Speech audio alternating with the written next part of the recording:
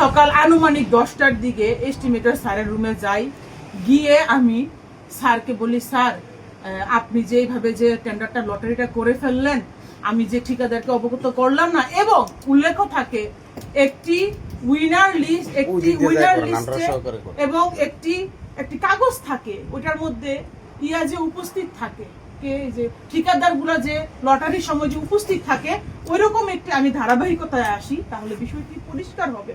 আমার কষ্ট হইতেছে কথা কইতে, আমি আমার চাকরির মনে হইতেছে আমার চাকরিটা যাইব না।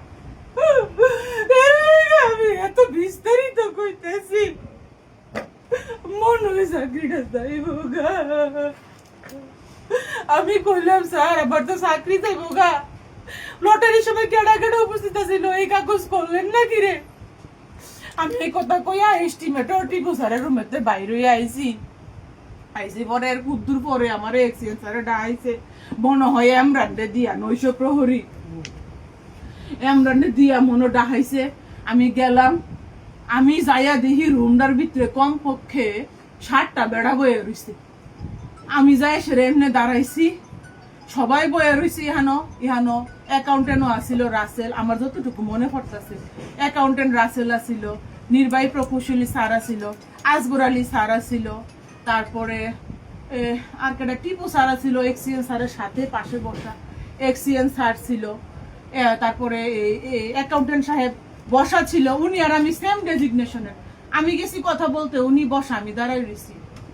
তারপর আমি যাওয়ার পরে কয় কি, ফাঁকনামি করো, আমার উপরে দিয়া কথা কও, তোমার এই চার্জ করার ক্ষমতা কে দিছে? তুমি যে টিপু স্যারকে যে চার্জ করলা যে আমাকে উইনার লিস্ট দেন, আমি জীবনও উইনার লিস্ট চাইছি। হ্যাঁ আমি বলতাছি, হ্যাঁ আমারে কয়, সুন্দরী তুমি ইয়া আমার এক্সচেঞ্জ স্যারে ভাই নাম কি আবুল খায়ের, কি বলে কি, সুন্দরী তুমি প্রশাসনিক ব্যবস্থা শিখাইতে আসছো আমাকে, আমি এত জায়গা চাকরি করতে আসছি, তুমি আমাকে প্রশাসনিক ব্যবস্থা শিখাইতে আসছো? এই টিপু ওরে ধর। টিপু আমাকে এরকম ফিচ্ছা মুড়ে এরকম ভাবে ধরছে, আর এক্সিএন আমাকে এরকম ভাবে এখানে ধরছে, ওনার হাত আমার বুকে লাগছে, স্তনে লাগছে, আমার এখানে এড়াইয়া গেছে। আমি বাসার যাই সে আমি দেখছি কেন ধরছে আমাকে, নাকি আমি সুন্দরী, আমাকে নাকি বুঝাবে প্রশাসন কি উনি আমাকে বুঝাবে, আমাকে উনি হুমকি দেয়, প্রশাসনিকের কথা কইতে আইছো, 1-2 তে তোমারে বদলি করে দেবো, এবং উনি তাই করছে। 6 ঘন্টার ভিতরে আমার কুমিল্লা থেকে পটুয়াখালী বদলি করছে। আমি একটা ডায়াবেটিসের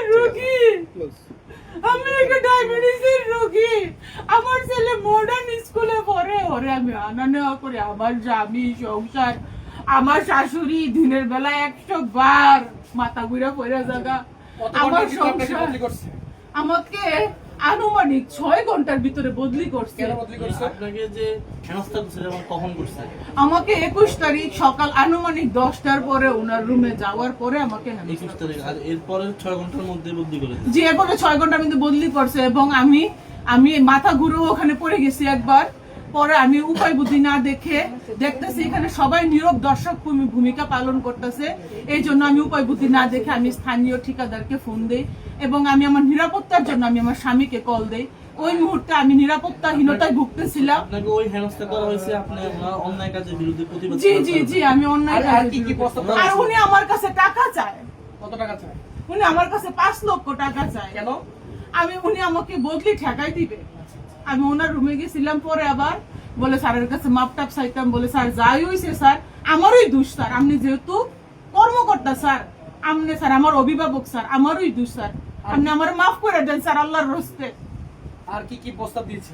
এরপরে আমি কি করছি জানেননি, আমার জামাই রেলওয়ে ঢুকছিলাম তো স্যার, শুনেন না, আমার জামাই রেলওয়ে ঢুকছিলাম তো, পরে আমি ইয়া করছি, কিন্তু আমার জামাই রেখেছে, গো তুমি এটা কিন্তু ভিডিও করো, এমনি আর লক করুন বালা দেখা জানা। পরে আমার জামাই ওনারে ভিডিও করছে, আমি ওনারে জিজ্ঞেসি, স্যার আপনি আমার কাছে কিসের টাকা পান? উনি কোনো উত্তর দিতে পারে না। আমি ওনারে বলছি আমি প্রশাসনিক দায়িত্বে আছি এখানে, আপনি আমার কাছে প্রশাসনিক কাগজ চাইতে পারেন স্যার, টাকা সংক্রান্ত বিষয় অ্যাকাউন্টস বলতে পারবে স্যার। আপনাকে আমি আগে কি এগুলো প্রস্তাব বলতে দিয়েছে সেটা বলুন। আমাকে প্রথমত বিগত কয়েক মাস যাবত আমাকে মৌখিকভাবে সরাসরি কানে কানে আমাকে আস্তে আস্তে আমাকে বলা হয়েছে যে তুমি উপরে না, নেমে আমাদের আসো। ভিডিও করেন, তারা সমস্যা নেই, দূরে গিয়ে অনৈতিকভাবে করেন। তারা অনৈতিকভাবে তারা উপরে বসবাস করে, আপনারা কিন্তু একটু দয়া করে উপরে যাইয়েন, আলামত সংগ্রহ করেন, উপরে যে মানুষ থাকে কাপড় চুপড় সব আপনারা আলামত ইয়া করেন।